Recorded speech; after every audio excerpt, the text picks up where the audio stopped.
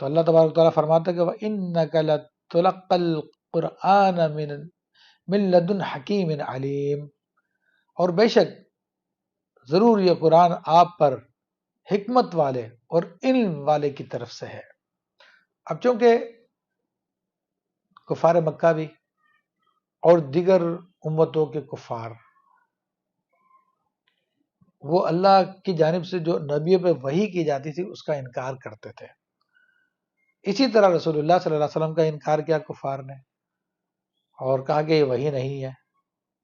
تو اللہ تبارک و تعالیٰ نے پہلے تو اس پہ مہر لگائی کہ یہ وحی ہے اور بہت علم و حکمت والے رب کی طرف سے ہے یہ، اور اس کی علم و حکمت کو جاننے کے لیے آج تو بہت آسان ہو گیا کہ آج جدید سائنس جو ہے قرآن اور سنت کو پروف کر رہی ہے۔ وہ حقائق جو آج 50-60 سال پہلے جب سائنس نے ترقی کی اور اس نے وہ آلات ایجاد کیے جس کی وجہ سے بہت سارے حقائق کو اس نے جانا، وہ قرآن مجید فرقان حمید میں اللہ تبارک و تعالیٰ نے 1400 سال پہلے بیان کر دیے۔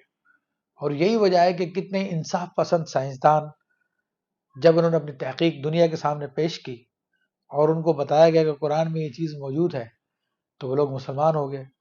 اور اب یہ معاملہ ہو گیا کہ اکثر جو سائنس والے لوگ ہیں وہ قرآن کی اسٹڈی بھی کرنے لگے ہیں کہ قرآن میں بڑے حقائق بیان کیے گئے ہیں، تو قرآن میں جس بات کی طرف اشارہ کیا جاتا ہے پھر اسی پہ تحقیق کرنا شروع کر دیتے ہیں، پھر وہ دنیا کے سامنے جو ہے وہ تحقیق کو پیش کرتے ہیں کہ ہم نے تحقیق کی ہے، اور قرآن حالانکہ اس تحقیق کو بہت پہلے بیان کر چکا ہوتا ہے۔ تو اس لیے اللہ نے فرمایا کہ یہ قرآن ہے یہ کوئی شعر و شاعری نہیں ہے، یہ کوئی جادو نہیں، کوئی جنات کا کلام نہیں ہے، یا یہ یہود و نصارہ کے عالموں اور پادریوں سے سیکھا ہوا نہیں ہے، بلکہ یہ اللہ تعالیٰ کا بیان کردہ کلام ہے۔ پھر اللہ تبارک و تعالیٰ نے اس پہ ایک دلیل کے طور پہ ایک واقعہ پیش کیا، کیونکہ یہ لوگ نبی علیہ الصلوۃ والسلام کی نبوت کا انکار کرتے تھے، تو اللہ تبارک و تعالیٰ نے وہ واقعہ جو اہل کتاب کے پاس لکھا ہوا ہے اس واقعے کو قرآن میں بیان کیا، اور اس کا مقصد یہ تھا کہ چونکہ نبی علیہ الصلوۃ والسلام تو امی تھے، آپ نے کسی انسان سے کچھ نہیں پڑھا، نہ کسی مدرسے میں گئے، اور یہ جو کتابوں کی باتیں ہوتی ہیں وہ پڑھے لکھے لوگوں کو معلوم ہوتی ہے جو انسانوں سے پڑھتے ہیں۔ اسی طرح کسی یہود و نصارہ کے علماء سے آپ کی کوئی ملاقات نہیں تھی، آپ مکہ شریف کے علاقے میں پیدا ہوئے اور چند ایک سفر آپ نے شام کی طرف کیے ہیں، اور اس کے علاوہ آپ کا کوئی بھی ایسے یہودی عیسائیوں سے کوئی معاملہ نہیں رہا کہ ان کی کتابوں کا آپ علم حاصل کرتے۔ تو اب اللہ تبارک و تعالیٰ نے سیدنا موسیٰ علیہ السلام کا ایک واقعہ بیان کیا جس سے کفار کی آنکھیں کھلیں، اہل کتاب کی آنکھیں کھلیں کہ یہ تو ہماری بہت ہی باریک اور گہری باتیں ہیں جو ہمارے علماء کو پتہ ہوتی ہیں، اور یہ نبی امی صلی اللہ تعالیٰ علیہ وسلم بیان کر رہے ہیں، تو ان کو پھر سمجھ میں آ جائے کہ یہ قرآن حق ہے، اللہ کی طرف سے نازل کردہ، کہ اللہ ہی نے ان کو یہ باتیں بتائی ہیں، یہ اللہ کا نازل کردہ ہے۔ تو واقعہ اس طرح سے کہ وَإِذْ قَالَ مُوسَىٰ لِأَهْلِهِ، اور یاد کرو اس وقت کو جب موسیٰ علیہ السلام نے اپنے گھر والوں سے فرمایا انی آنست نارا سآتیکم منها بخبر او آتیکم بشہاب قبس لعلکم تصطلون۔ تو یاد کرو اس وقت کو جب فرمایا موسیٰ علیہ السلام نے اپنے گھر والوں سے، اہل سے مراد ان کی اہلیہ تھی، ان کی بیوی تھی، اور کہا کہ میں نے آگ دیکھی ہے تو میں عنقریب اس کی کوئی خبر لے کر آتا ہوں، یا یہ کہ اس میں سے کوئی چنگاری کو شعلہ لے کر آتا ہوں تاکہ تم اس سے اپنے آپ کو تاپ سکو، یعنی سردی سے اپنے آپ کو بچا سکو۔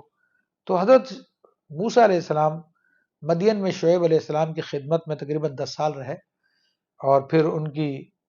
فرزند دختر نیک اختر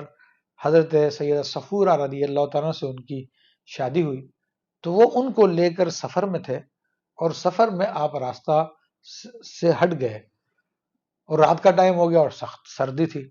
اور آپ کی بیوی حاملہ بھی تھی۔ تو ایسے میں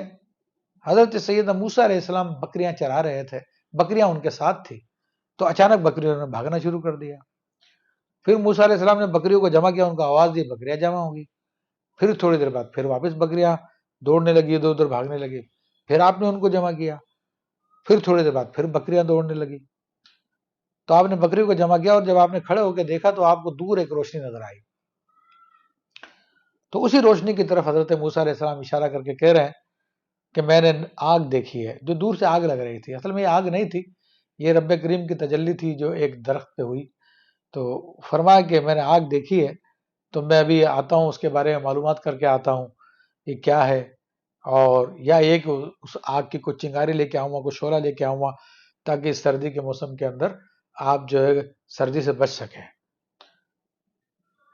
پھر موسیٰ علیہ السلام اس آگ کی طرف تشریف لے گئے، تو اللہ تعالیٰ اس بات کو بیان فرماتا ہے فَلَمَّا جَاءَهَا نُودِيَ أَن بُورِكَ فِي النَّارِ وَمَنْ حَوْلَهَا، جب اس کے قریب آئے تو انہیں ندا کی گئی کہ اس کو برکت دے دی گئی ہے جو اس آگ میں ہے اور جو اس کے ارد گرد ہے۔ تو مفسرین فرماتے ہیں کہ آگ میں ہے سے مراد موسیٰ علیہ السلام وہاں پہ پہنچ چکے تھے، تو جو اس کے قریب ہوتا ہے وہ اسی میں شمار کیا جاتا ہے، اور اس کے ارد گرد فرشتے تھے، یہ ارد گرد کی وادی تھی۔ تو اللہ تبارک و تعالیٰ نے سب کو برکت عطا فرمائی، اور پھر ارشاد فرمایا کہ سبحان اللہ رب العالمین، اور اللہ پاک ہے جو عالمین کا رب ہے۔ تو یہ آگ سے ساری کی ساری آواز آ رہی ہے، اور اس کے بارے میں مفسرین نے بیان کیا کہ وہاں پر ایک جھاڑ نما درخت تھا جس کے بارے میں کہا جاتا ہے کہ وہ سنائے مکی تھا، سنائے مکی کا پودا تھا، اور وہ پھیلا ہوا پودا ہوتا، زیادہ اونچا بھی نہیں ہوتا،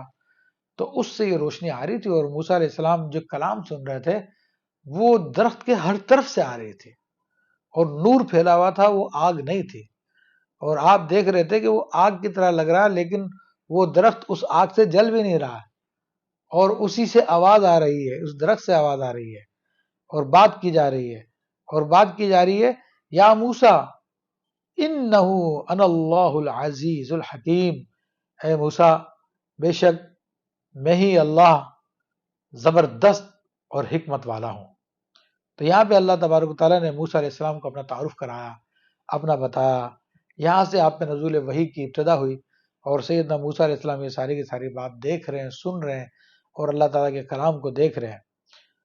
پھر چونکہ قرآن کا مقصد پورے پورے قصے بیان کرنا نہیں ہوتے، بلکہ موقع کی مناسبت سے لوگوں کو ہدایت دینی ہوتی ہے،